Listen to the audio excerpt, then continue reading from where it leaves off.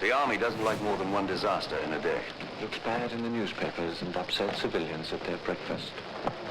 I'm Bill Bupert, retired Army officer and irregular warfare practitioner and scholar. Welcome to Chasing Ghosts, an Irregular Warfare podcast, the show that examines the mythos, lost history, bad thinking, martial malpractice, and government incompetence that informs so much of irregular warfare.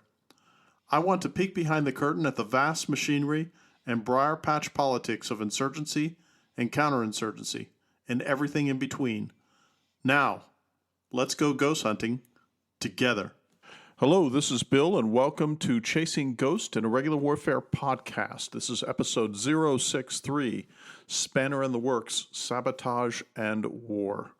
So, a little bit of housekeeping, as usual.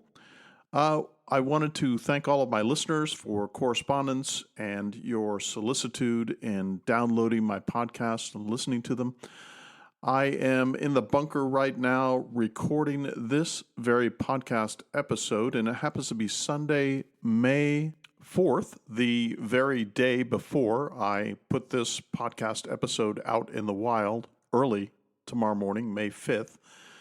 May 5th through the 8th, Monday through Thursday this week, I will be in Tampa at Special Operations Forces Week, the annual gathering of practitioners, scholars, and soft folks who get together to go through exhibits, see what the latest and greatest technologies and tactics, techniques, and procedures may be up at the beautiful Tampa Convention Center. If you happen to be there this week, drop a DM or a chat message for me at my Substack or at cgpodcast@pm.me, which is the way to email me for this broadcast.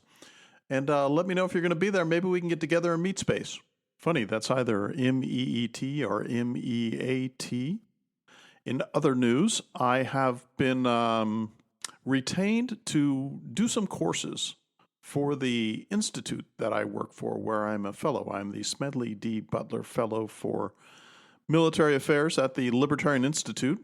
And so that has forced the function of me getting into video recording, which has also forced the function on my wallet of purchasing lighting, audio-video interfaces, cameras, those kinds of things. That has been a great adventure. If any of my listeners happen to be seasoned video editors, let me know. I would love to chat with you to get some improvement techniques and simple ways to make this a simpler enterprise than the very formidable obstacle it seems to be right now. But nonetheless, if I could master this audio podcast, meaning that I am not a cyber ninja or a techno nerd, I happen not to be a digital native or anything like that. I have learned this through the sweat of my brow and the mistakes that I've made.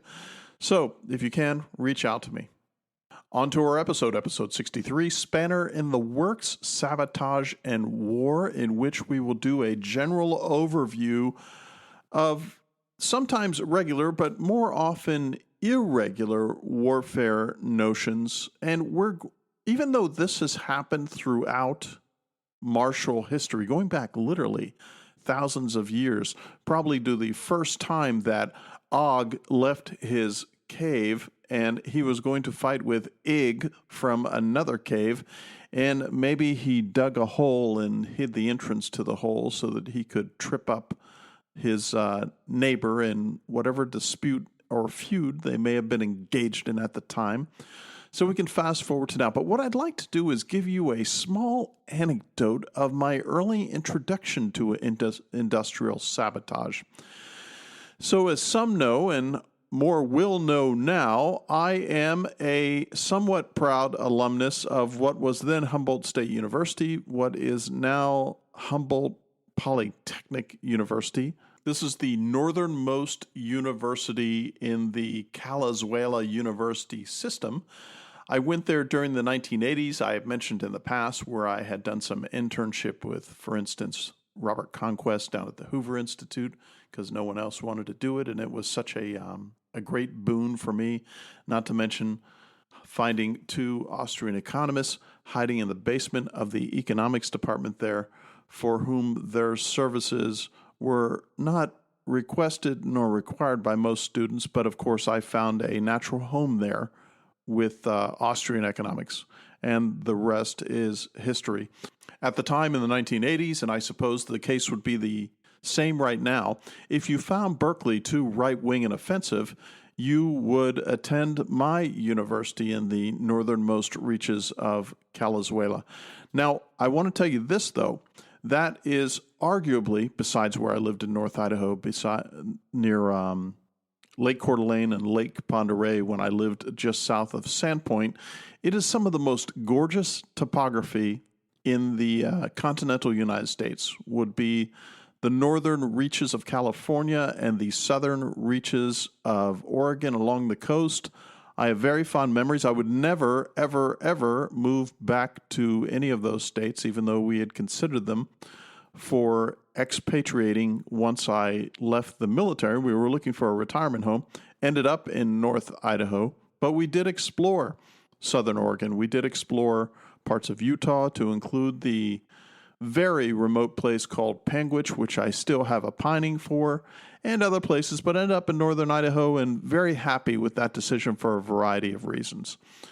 But so in the 1980s, I'm attending college. I'd just gotten out of the U.S. Navy. I was still in the U.S. Navy Reserve, soon to go to the U.S. Army Reserve, while I was attending college in order to get my commission.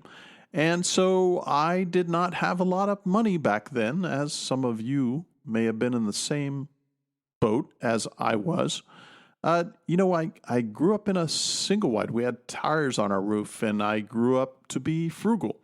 So I had to find work. And what I ended up doing was I found this great gig, and I have Earth First, the eco-saboteurs, to thank for this gig, in which I was way out at a lumber camp protecting lumber equipment on 12-hour shifts, 3 times, this is nocturnal, 3 times a week, 36 hours, times the wage at the time.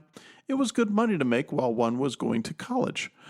What was great about it is that every evening when I went out to this job to protect this equipment from eco-terrorists who were skulking and wandering about the gorgeous redwoods at the time to spike trees, kill logging equipment, kill excavators, that kind of thing.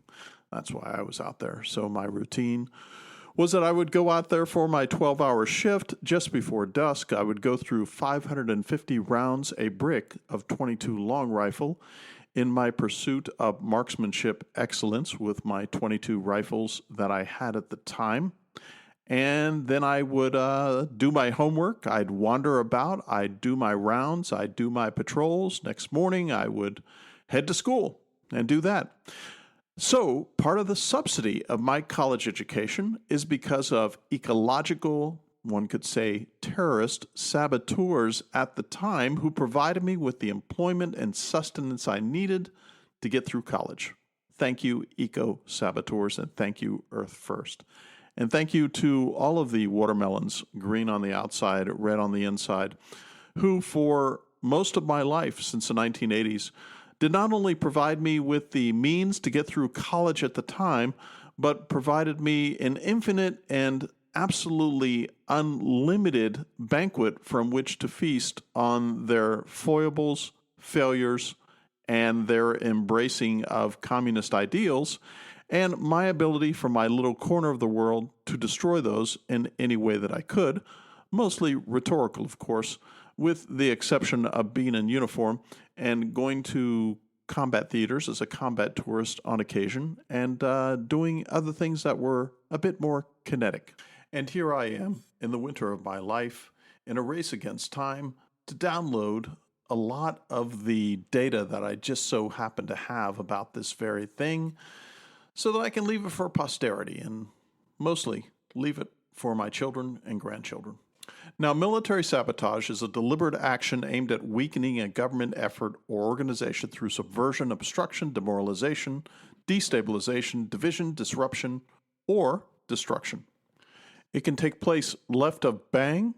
It can take place during the conflict or post-conflict during occupation, by the adversary, the single individual country, or the allies or coalition or axis, whatever it may be, that is in place at the time. Military sabotage usually, of course, takes place in an irregular fashion by irregular forces. This doesn't mean that conventional forces, on occasion, don't take advantage of doing these kind of things. For instance, if we hearken back to the American presence in Vietnam in the 1960s and the 1970s, what we find is that there were booby traps that were used by U.S. forces on materiel that may have been left behind. Maybe it would be either destroying in place a downed aircraft or a disabled vehicle, or providing some kind of surprise for the enemy if they were to try to take advantage of that material in one fashion or another. As a matter of fact, there was a manual that was published during the Vietnam War, and that manual was called Booby Traps, FM 5-31, just so happened to be published in September 1965. You will find in the show notes the links to these. And what's interesting is in the introduction, I'm going to read to you a little excerpt from it. And what it says is, users of this manual, this is a quote, users of this manual are encouraged to forward comments or recommendations for changes for improvement. Comments should be referenced to the page, paragraph, and line of text, because this was the first issuance, apparently for a very long time, for an Army field manual to go out, and this is post-World War II, post-Korean War. Technology has advanced. New opportunities are starting to abound. So the Army had issued this first one, and the Army, I'll give them this, they have a really good versioning and revisioning process when it comes to manuals, where once those manuals are issued, they take a lot of input from the field on what happened, and they will make changes to that. So it's an iterative process that speaks well to organizational evolution in response to what's going on on the ground during the fights. And there's another very interesting aspect to booby traps when it came to this American version published in 1965, because their explanation is a booby trap is an explosive charge cunningly contrived to be fired by an unsuspecting person who disturbs an apparently harmless object or performs a presumably safe act. Two types are in use: improvised and manufactured. Improvised booby traps are assembled from specially provided material or constructed from material generally used for other purposes. You will note that booby traps aren't necessarily simply explosive devices as done with this, because when you look through this 1965 manual, what you find is a lot of covert, sly, and slick triggering devices for explosive materials to be used against men and machine. Now, this doesn't necessarily mean that that's what was employed in Vietnam, as we know, because it is Vietnam, of course, and this has been a movie trope for the longest time. Those of you who viewed the first Predator movie, which I'm a big fan of, would know this. And what you discover is, for instance, they would lay bear traps, or this was the Viet Minh and the North Vietnamese Army, would dig holes or find holes of opportunity, cover said holes, and put in, let's say, punji stakes or sticks that were sharpened, and maybe they lathered them in feces or some kind of poison so that anybody who happened to get pierced and ventilated by them after they sailed into the hole would either be killed outright or would be killed over time in a rather painful death as a result of the biological contaminants that were placed on it. One can watch the movies again and find that there are kinetic traps that are usually hinged, that are tripped, quite literally, tripped by a tripwire, triggered, so that then kinetically it moves on that hinge across to impale, ventilate, bludgeon, or otherwise disable or even kill the person or persons who just so happen to trip that hazard. But it isn't simply booby traps that are part of military sabotage.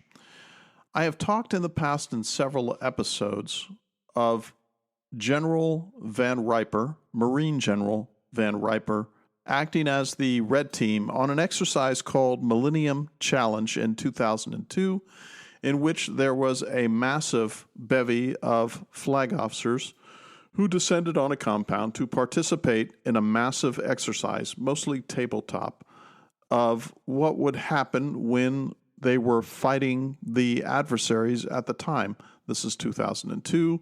It is more than a decade since the wall has fallen.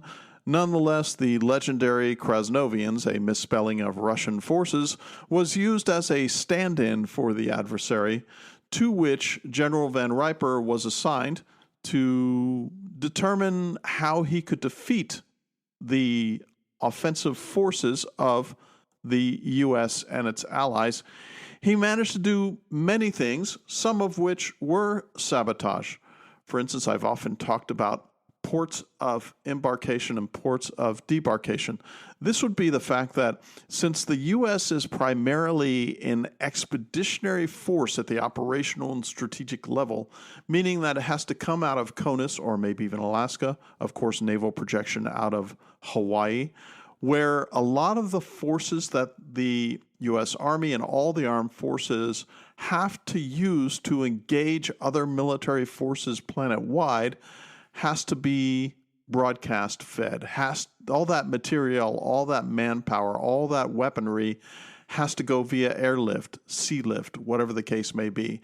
In this case, what Van Riper did is he said, I'm going to examine the ports of embarkation, which is where the forces are going to embark on ships, or maybe even on aircraft for that strategic airlift, like with C-130s, C-17s, whatever the case, maybe even C-5 Starlifters, even though those are being retired out of the force as we speak.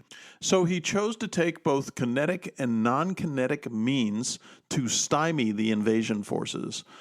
So what he tried to do was not only to hit them if opportunity allowed at the embarkation, but also at the pods, the de-embarkation points, ships, aircraft, whatever the case may be. Because obviously these nodes, especially in this day and age in the 21st century, would be templated, architected, and observable by all threat and enemy forces for them to scratch their heads and say, why don't we stop these forces, or at least delay them, or at least maybe disillusion them at the points at which they're not fighting, but they're simply gathering. They're simply establishing their lodgements. They're simply there at the beginning of maybe a long road march or air demarcation or whatever the case may be to get troops to the point of contact at the forward line of troops and everything in between that and the port from which they depart. So, for instance, one thing that was interesting that I found, and again, I find this entirely fantastical, not for what Van Riper did, but for what the USMC was going to do, which was the USMC, in one part of the exercise, had this dream notion that they would take the tracked vehicles that would be the maritime connectors from their offshore gator ships to cross maybe less than, I suspect, 15 nautical miles of choppy seas to attack a contested beachhead, get on that beachhead, start to expand their lodgment, and then from there find arterials out. And in one case, what he had done is he had said, what I'm going to do is I'm going to take essentially approximately 30 kilometers of commo wire. I'm going to put it in the long grass at all of these beaches so that when these tracked vehicles, or I would say wheeled vehicles, go in there, they will get entangled in this stuff and they will be rendered immobile, which in mill speak is called not a catastrophic kill, nor a maneuver kill, although that could be said. This is a mission kill where, well, these tanks or APVs or tracked vehicles or wheeled vehicles, if they're immobile, they can still fire, but they're essentially immobile pillboxes that just so happen to be at a place in which they cannot kinetically engage the enemy. Industrial sabotage has been something that has occurred over time. There were incidents of German industrial sabotage that took place during World War I in America proper. There were fuel processing facilities that were actually hit by naval gunfire on both coasts during World War I briefly and during World War II a little bit more often. And what you would find is that that kind of industrial sabotage would most likely be done by sleeper cells, NOx, which is non-official cover for intelligence agencies of having folks in country on covert and clandestine missions who are not operating out of an embassy, but operating in the wild of the threat country that they were targeting. In my last episode on military science fiction and the profession of arms, which I would urge you to listen to if you get the opportunity, I mentioned Eric Frank Russell's book, The Wasp, and what I loved about that little novella was it was all about this, it's a space opera, so it's all about aliens fighting humans, and a human was altered to look like the alien so that he could penetrate, quite literally as a non-official cover, onto that planet and cause all kinds of mischief and mayhem, sort of like the monkey wrenching, which I just mentioned early on in this episode that allowed me to finance college, and propaganda, black propaganda, white propaganda, industrial sabotage, all this kind of thing. So there's a pretty handy book that you'll find that will go into great detail of how something like this can be done to great disproportionate means by one man. I mentioned earlier that special operations forces, which a lot of irregular warfare just so happens to be about, practice a curious phrase called strategic compression, which is using tactical sized or sourced elements to achieve and execute strategic mission objectives. That's what a lot of this is set up to do when it comes to industrial sabotage. Now, I want you to know that industrial sabotage doesn't simply mean that one is going to go into the enemy's camp and screw up their industry, whether it's the processing of chips, the making of tires, the making of rubber, or everything in between, logistically speaking, that feeds war machines. We have the apocryphal story, the legendary story of what happened in the Iranian nuclear program, where apparently a demon code was sent in via software sleepers to force some of the literal machine functions of their uranium processing facilities to fail in a spectacular fashion. Of course, that would be a variant on military sabotage. So you can see that when it comes to sabotage and this kind of thing, it is so far and wide in its application, because remember, this is the kind of thing that is everything from the special mission units during World War II that the Special Operations Executive in Great Britain and the Office of Strategic Services in the U.S., and they conducted a lot of joint operations, even had a specialized organization that would just focus on how can we provide Allied prisoners of war in German or Japanese prison camps, the means by which either we can incentivize or help them escape, in this case, materiel that they would be given, but also radios and things like that. So the whole idea of sabotage means that you are quite literally trying to gum up the works of the war machine of the threat or the enemy. Friend and colleague Lester Grau penned a great book called The Partisan's Companion, which was an updated and revised edition from 1942 of the, as he calls it, the Red Army's do-it-yourself Nazi-bashing guerrilla warfare manual. Now, what I find really interesting about this is that you find that partisan warfare, and we will focus on World War II in this case, because it's one that's easily accessible, probably has the largest amount of documentation, both primary and secondary, and books out there. It's just a fascinating visual of how sabotage works.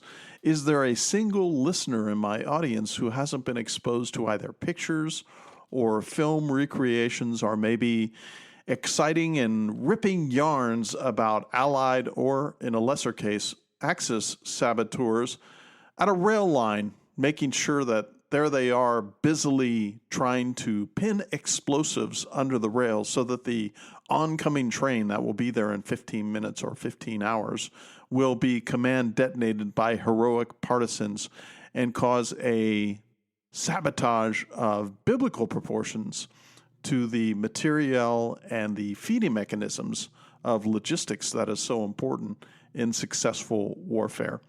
So again, what the linkage is here is that partisan warfare, guerrilla warfare, unconventional warfare, that kind of thing, intimately linked to this.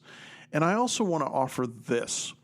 While we are going to concentrate mostly here on physical sabotage of materiel, even though I mentioned a rather ethereal branding of it with the software sabotage of Iran, we also know that this is a key part of hybrid warfare and gray zone warfare, which the Russians are masters at, like they are with human espionage. Sabotage runs the entire gamut. It's white propaganda. It's black propaganda. It's covert insertions and operations and exfiltrations. It's clandestine operations. It's the Russian notions of maskirovka and desinformacja, masking, which would be surprise and deception operations, and disinformation operations and such. Of course, we all know about disinformation operations.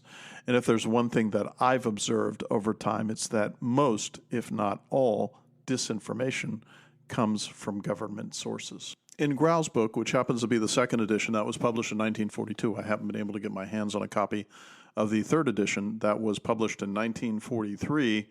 Quote, in September 1942, Stalin issued the People's Commissariat on Defense Order 189 on the tasks of the partisan movement. The order gave state sanction and support to a popular mass partisan movement against Germany. The ordinary people were finally brought into the guerrilla war. The partisans were to continue to attack German targets, disrupt German administration, prevent German seizure of grain, and collect intelligence. They were also to conduct propaganda and agitation. The movement was expanded to include all Soviet nationalities that had German soldiers in their territory. The central staff of the partisan movement struggled to put the expanding bands of local partisans under central control. Military discipline was instilled in the bands by incorporation of Red Army soldiers and officers. Regular military organization and command structure were imposed as detachments were organized into companies and platoons. End of quote. It goes on by November 1943. Almost 94% of the detachments had radio communications with the central staff, party organizations, and were reestablished within the occupied regions. The NKVD established surveillance of enemy activity as well as detachment activity. End of quote. And it goes on, and I highly recommend this book because it goes into a lot of the tactics, techniques, and procedures. It's all about explosives and demolition, combat weapons, revolver and pistol, reconnaissance, camouflage, on and on, how to fight enemy aviation, whether aloft or on the ground. Very comprehensive manual. Millions were published, millions were distributed. I don't know whether during World War II or not it was translated into English, because there is in the original manual, both first and second, I'm not aware of the third edition, an address by Joseph Stalin, which takes up pages of his bloviations, inspiring the troops to do what they could to defend the motherland against the German intrusion. I want to emphasize something else too. What you'll find, and mind you, I'm trying to use World War II as a fulcrum upon which we'll come to some of our conclusions and part of this narrative. One of SOE, the Special Operation Executive, that would be the British, because the OSS was sort of behind the power curve in the first 3 years of the war. They had a sabotage course at what they called Station 17, and the trainee agents, they were shown how to disable an electricity transformer, not power lines, not cutting power lines, but an actual transformer. For instance, targeted French resistance sabotage of its power supply stations brought production at the Schneider-Creusot arms factory near Lyons to a halt, something that RAF Bomber Command had not been able to achieve despite killing some 1,000 French civilians in the attempts. And you can imagine the men, the aircraft, the fuel, all of the sorties that had to be generated for all of those bombs to ineffectively take something out that was probably removed by a two-man team. In this case, also, it was an effective kind of power sabotage because instead of simply cutting lines or anything like that, they took Occam's razor and they quite literally said, what is the highest functioning fulcrum that we can destroy that they would have a real hard time replacing? In this case, it would be transformers. You could fast forward to today, of course, and you would find that the grid infrastructure, electricity, and energy transmission-wise in the United States, if not all of the Western world, if not all of the world, has these kind of touch points, these kind of centers of gravity within them that if one were to dispose of them, the cavalcade of calamities that will travel down both sides, all sides prismatically of taking out something like this starts to have a butterfly effect of sorts that affects everything downwind or downrange or downstream of that particular sabotage touch point. Destruction of dams, for instance. Not only does it offer the palpable threat of drowning communities that may be downstream, but also the palpable effect of removing yet another energy source that would probably take years, if not decades, to replace. This is the object of operational and strategic sabotage. One thing that we don't know is that one can deploy these weapons, booby traps, things like that. It is very hard, except for what I just described with the munitions plant in which a transformer was taken out. It's very hard to see what the efficacy is of these things at the tactical level. It certainly had an efficacy, for instance, if we fast forward to the American involvement in the Vietnam War, where as a result of the non-mechanical, non-explosive booby traps that the Viet Minh and the North Vietnamese employed, not only would it remove by wounding or killing soldiers in the brush and the deep jungle there, but it also set up a psychological advantage for the defending forces in Vietnam that anywhere you would tread as an occupier or enemy interloper in the Vietnamese landscape, you were subject to maiming and killing, which weighed heavily on American and Allied minds, tromping their way through the steaming jungles of Vietnam. So there is a psychological effect to sabotage that also speaks to what I said earlier concerning white and black propaganda, which this would be an effective tool to lower morale. By the way, for word snobs like myself, the term booby trap dates from about 1850, but could be as long ago as 1600. A booby was defined as an awkward, foolish person. Now, in World War II, by the summer of 1940, the British Empire and Commonwealth found itself on the defensive and alone in the war against Germany and Italy. I'm reading this excerpt from World War II Allied Sabotage Devices and Booby Traps by Gordon Rotman, which is in the show notes. It's part of the Osprey Military Publications. It's a modest publication with nice illustrations. Not too big, rather superfluous, but interesting nonetheless because there's not a lot of primary and secondary source documentation apart from what one would find from vignettes and snippets in nonfiction or fiction accounts of war, where maybe, especially if we were looking at rendered accounts from Vietnam, one would find this, but there's not mention of the mechanics of it or anything like that. Although Germany's invasion of the USSR, and this is again from that book, although Germany's invasion of the USSR in mid-1941 opened another vast front, the situation would only deteriorate further until December 1941 when Japan entered the war on a tide of full stop. I don't know why the author of this book would say Japan entered the war in December 1941 when it had been fighting in China since 1932 and 33 and had been savaging colonial possessions off and on since 1940. So very odd that this would be the case. Quote, in the meantime, Britain and later the Americans sought a means, however limited, to strike back and keep the Axis off balance. Among military units of British commandos and later the Australian independent companies were raised to conduct amphibious raids and guerrilla-type organizations and operations Subsequently, various other British Special Mission military units were raised to include the Special Air Service, the Special Boat Section, later the SBS service, and in the Middle East, the Long Range Desert Group, the LRDG, and Popsky's Private Army, PPA, which I have talked about in previous broadcast episodes of this podcast. Quote, because the Allies tended to be on the offensive and they didn't use booby traps and sabotage and stuff like this, except in discrete missions. If you go to Gordon Rotman's other book, which is a companion to that one, it's called World War II Axis Booby Traps and Sabotage Tactics.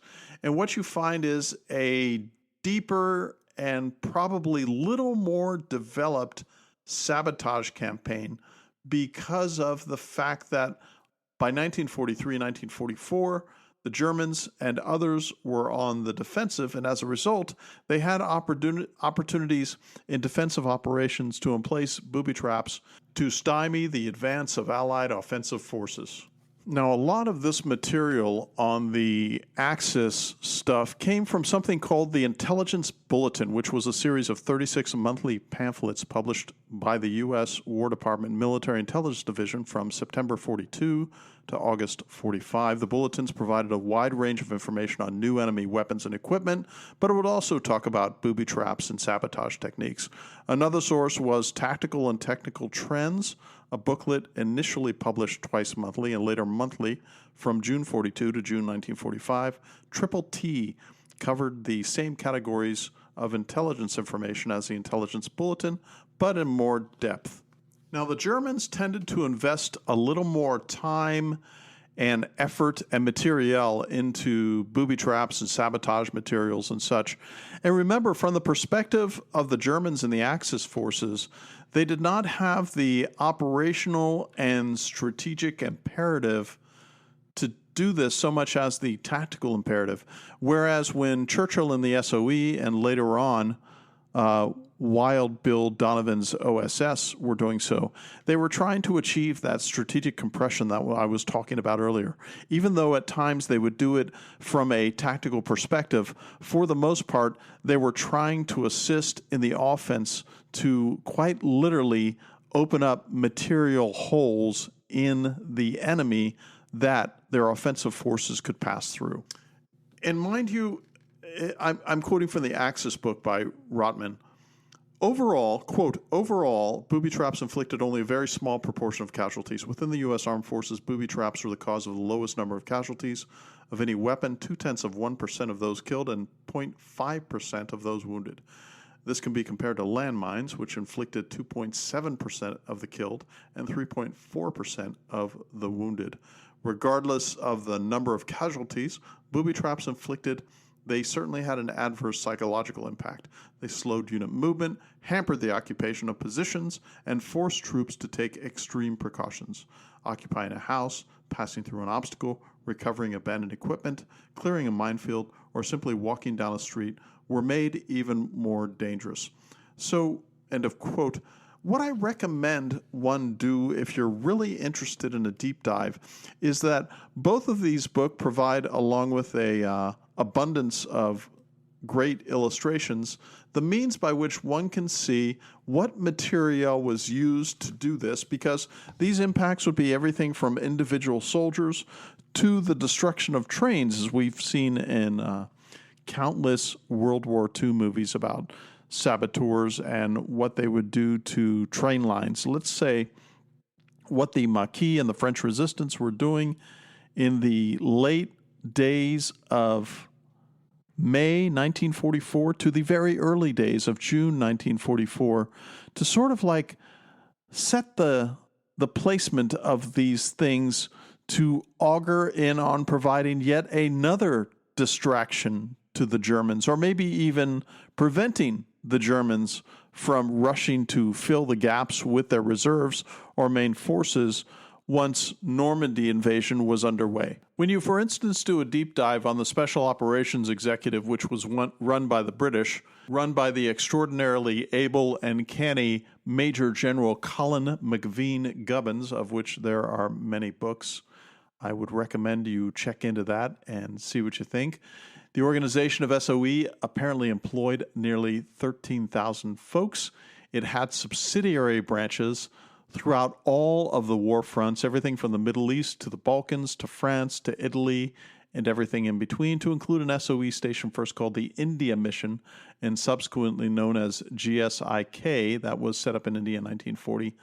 And that would move to Ceylon, what is modern-day Sri Lanka, so that they could be closer to the headquarters of the Allied Southeast Asia Command, so that the SOE could use what they were using in Europe against the Japanese foe in Southeast Asia. Now, in concert with the OSS, the SOE developed a wide range of explosive devices for sabotage, such as limpet mines, which would magnetically attach shaped charges, time fuses, time pencils, which were also widely used by commando units. Commando units would be the more formal, uniformed organizations that would sort of touch the gray area between tactical and operational organizations that were conducting these kind of things.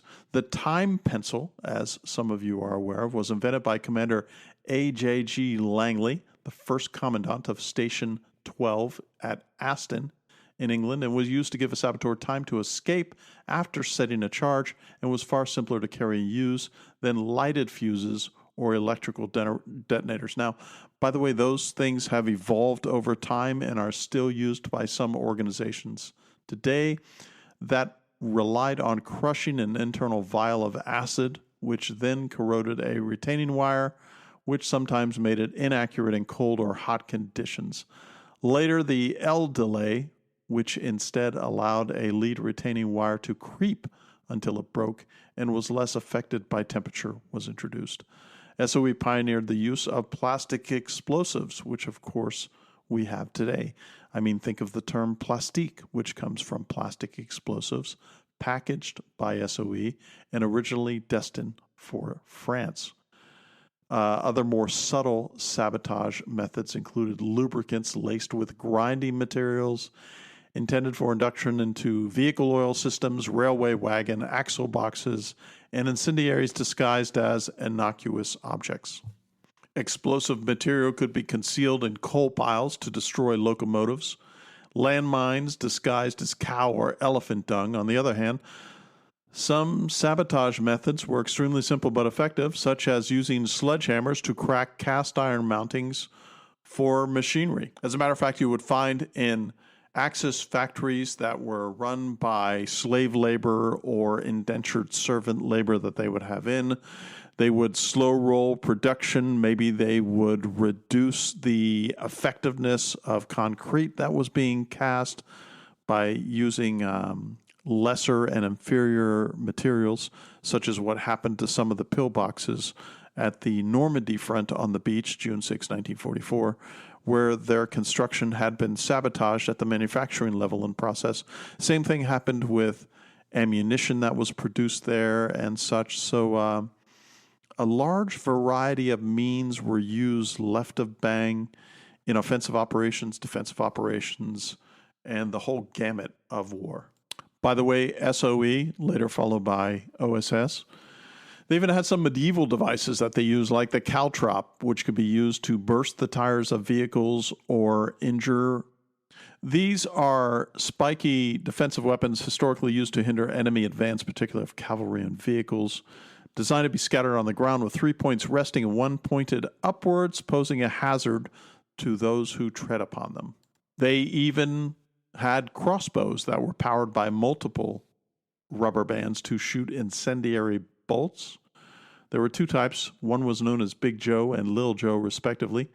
They had tubular alloy skeleton stocks and were designed to be collapsible for concealment. As you can imagine, this was not popular with the Germans and later on the Japanese when they started to expand their activities into Southeast Asia. I think largely as a result of the OSS and the SOE, that's why you found that one could say the employment of the Argo bandits by the Germans was a synonym for terrorist in their mind.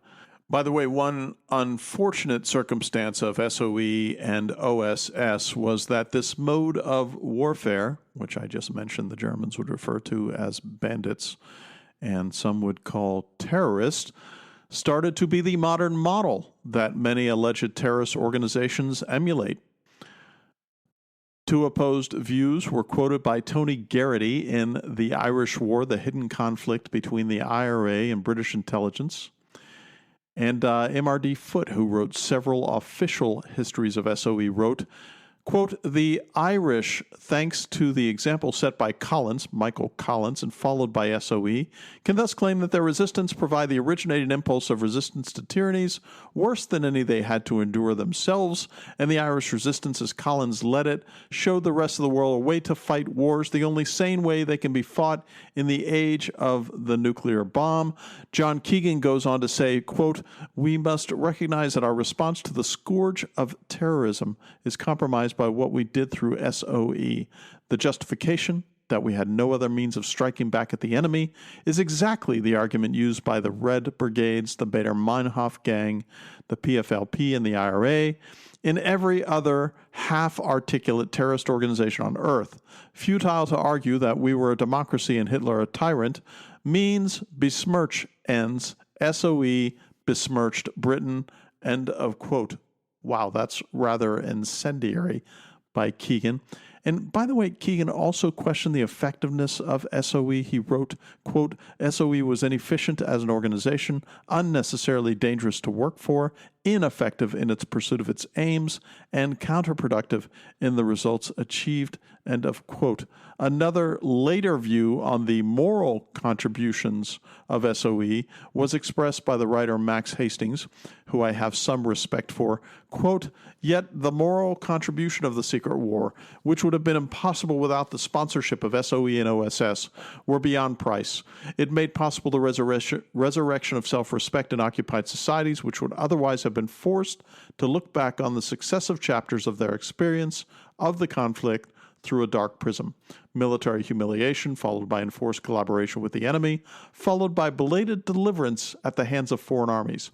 As it was, and entirely thanks to resistance, all European nations could cherish their cadres of heroes and martyrs, enabling the mass of their citizens who did nothing or who served the army to be painted over in the grand canvas, cherished in the perception of their descendants." End of quote.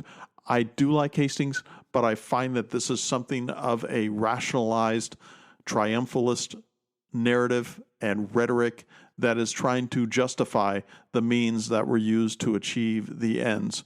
If there is one dark chapter that we can divine, well, there's two dark chapters from OSS and SOE.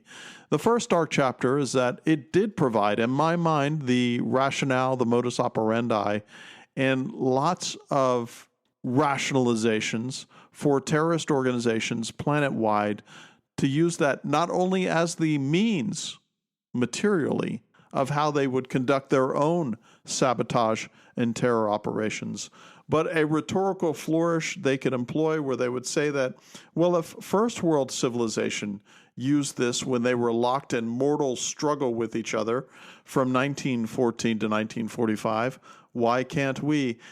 And secondarily, and I think something that touches us even closer today, is that OSS and SOE led to the expansion and bureaucratic exponential destruction of civil liberties, the creation of a mass surveillance state, and the creation of color revolutions and other more military and kinetic solutions, with the creations of MI5, MI6 expanding after the war, and the OSS, Wild Bill Donovan's organization, being the forerunner of the Central Intelligence Agency and all the tentacled intelligence organizations in the intelligence community in the United States, of which there, I think at last count, there are either 16 or 18 total working under the Director of National Intelligence in this current administration. I know it seems that I've concentrated in this exposition on World War II on occupied Europe, and that would certainly be the case. Just to take a quick trip to Asia. We can examine the exploits of Z Special Unit, which was a joint Allied Special Forces unit formed during the Second World War to operate behind Japanese lines in Southeast Asia. Predominantly Australian, that unit carried out a total of 81 covert operations in the Southwest Pacific Theater. They would insert by parachute, submarine, sometimes by kayak. The best known of these missions were Operation Jaywick and Operation Ramal, both of which involved raids on Japanese shipping in Singapore Harbor, the latter of which resulted in deaths of 23 commandos, either in action or by execution after capture. What I've discovered is that in future episodes, I think that I'm going to micro-focus and really put under examination not only individual units, but maybe individual actions that are emblematic of these special operations organizations. Since, of course, this is Chasing Ghost in a Regular Warfare podcast, which means that special operations, for the most part, those forces tend to be our bread and butter. And I've always been interested in doing more historical deep dives. So if you're not getting your appetite sated and whetted, but I'm just teasing you with a number of these very bird's eye view revelations on instantiations of what happened, what occurred, how this would happen, how sabotage, industrial sabotage, military sabotage, and these kind of gray zone and hybrid operations occurred. Stand by. In the future, I'll probably take the time to dig up some of these and spread them out on the map board in the bunker and see what kind of stories and narratives I can craft to share with my audience. So, to be determined. This is primarily a military podcast, but I ran across a really interesting book called Access All Areas, A User's Guide to the Art of Urban Exploration by a fellow with the pseudonym Ninjalicious. Quote, this book is meant as an introduction to the hobby of urban exploration, a sort of interior tourism that allows a curious-minded to discover a world of behind-the-scenes sites like forgotten sub-basements, engine rooms, rooftops, abandoned mine shafts, secret tunnels, abandoned factories, and other places not designed for public usage. Urban exploration is a thrilling, mind-expanding hobby that encourages our natural instincts to explore and play in our own environment. Urban exploration inspires people to create their own adventures, end of quote, trying to put it in a light-hearted fashion. But when you look at this book's table of contents, what you find is, I wouldn't exactly call it an instruction manual so much as a suggestion manual. But in order to penetrate facilities that either may be guarded or locked, he goes over everything from training to recruiting to sneaking to social engineering to equipping, preparing, abandoned sites, active sites, construction sites, drains, utility tunnels, transit tunnels, the works. It's a really interesting look into a non-military phenomenon that has a lot of military utility, which is how to either sneak into a place or covertly. Remember, covert stands for cover. Doesn't stand for black to black. It stands for you are going under an assumed nom de plume or acting in a fashion that betrays your true intent. But it shows that there is an entire civilian underground substructure and hobbyist group out there that has a way to penetrate what is otherwise a guarded or neglected facility or infrastructure. And then once you find your way there, a martial imagination could leverage that to do destructive things during wartime. You will find it in the footnotes. Which brings me to my last book recommendation, which is called The 99% Invisible City. And in this book, which is fascinating, written by Roman Mars, quote from the introduction, the world is full of amazing things. Walk around any major city, you will find soaring skyscrapers that inspire awe, bridges that are marvels of engineering, and lush parks that provide respite from the concrete landscape. There are travel guides to all of that. This, however, is a guide to the overlooked and ordinary, the boring stuff. The truth is that the mundane objects we pass by without noticing or trip over without thinking can represent as much genius and innovation as the tallest building, the longest bridge. So apparently, Roman Mars has a podcast called the 99% Invisible Podcast. Since 2010, quote, we have told stories about all the thought that goes into things most people don't think about. Our name references the everyday objects that are invisible because of their everydayness, but it also refers to the invisible parts of things you do notice in case of something like the Chrysler Building, the aesthetics and architecture of the massive Art Deco tower are only 1% of the story. It's our mission to tell you the hidden parts of the story. So in the table of contents, he covers everything from the inconspicuous to the conspicuous, signage, and designations and configurations and geography, what the architectural representations are, how modern elevators work, curtain walls, street canyons, how that's group dynamics. He goes into all this fascinating stuff in this book, and it's one of my favorite books I've read in the past 2 years. It is available on Amazon. You will see it in the show notes. But those things that you pay attention to or don't pay attention to on an everyday basis, there are folks around the planet and there are folks employed by our very own government who pay attention to infrastructure, who pay attention to risks, who pay attention to all of those things in our everyday lives that, absent those very things, whether it's through a man-made event, through bombing or sabotage, or a non-man-made event, like a coronal mass ejection, CME, which is otherwise known as a solar flare, which is otherwise known as nature's very own way to deliver us onto the 18th century or early 19th century in America as far as our ability to continue our civilization. I have mentioned William Fortune. You were first introduced to him by me in episode 37, where I talked about storming America, in which I mentioned his book, Deus Irae, Day of Wrath, a novella, but I also mentioned a book that I didn't speak to then called 1 Second After, to which he has a number of other books available.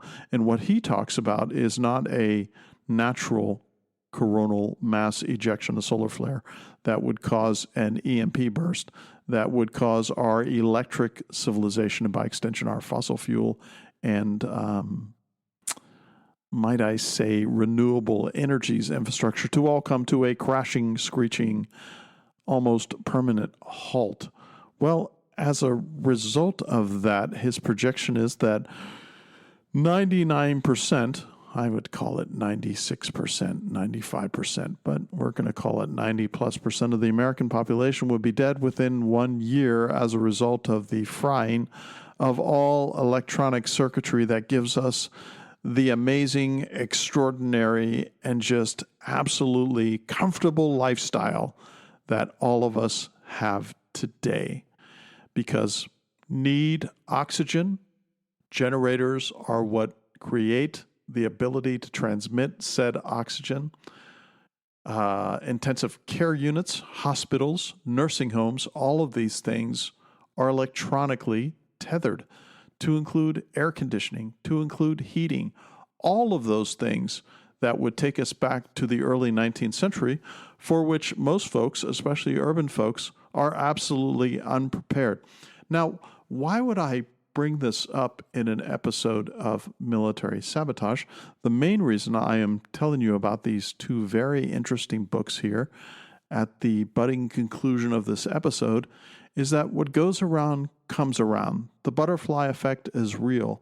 The cavalcade of calamities in highly delicate and fragile engineered civilizations like ours are going to be in the hazard when it comes to contemporary and future warfare. If one looks at October 7th, 2023, and that attack from Gaza into Israel, which I covered in depth in episodes 37, 41 through 43, and 49 through 50 of my Storming America series, what all of that speaks to a certain extent, is sabotage of a country, and in this case, if it happened to the U.S., whether a natural event or a man-made event. A sabotage at not a strategic or grand strategic level, but an existential level. But nonetheless, I want to drive home the point that in wars in the past, starting with the Trojan Horse and moving all the way to today, sabotage, hybrid warfare, gray zone warfare has been with us for a very long time. It's not going away. We're going to see it in contemporaneous warfare as we're witnessing in the Ukraine and Russia. And as the U.S. steps forward, I hope not, but I hope less that I'm correct. But I do think the U.S. and its allies will be involved in conflict between now and the conclusion of this century.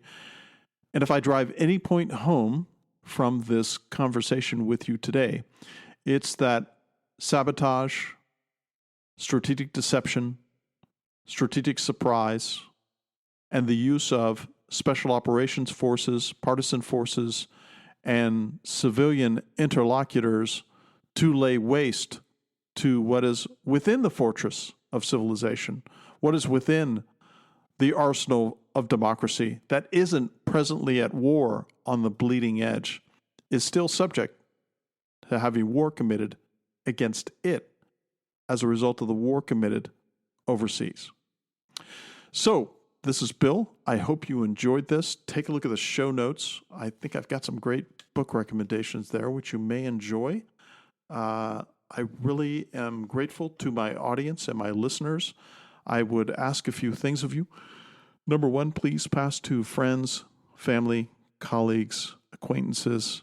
If you enjoyed this and you think they might enjoy it, to turn them on to it and see if they'll tune in. Also, if you would be kind enough to leave starred or detailed reviews, I am forever grateful for you doing so.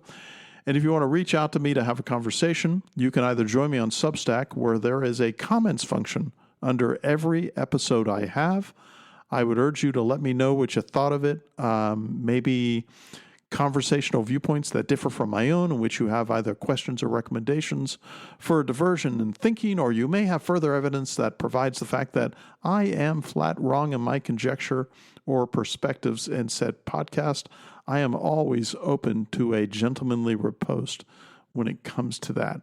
You can get in touch with me at cgpodcast@pm.me, cgpodcast@pm.me. I will be at Soft Week this week in Tampa, Florida, May 5th through the 8th. Love to see you. Get in touch with me via DM or chat, and let me know if you're going to be there. I wish you well. This is Bill out.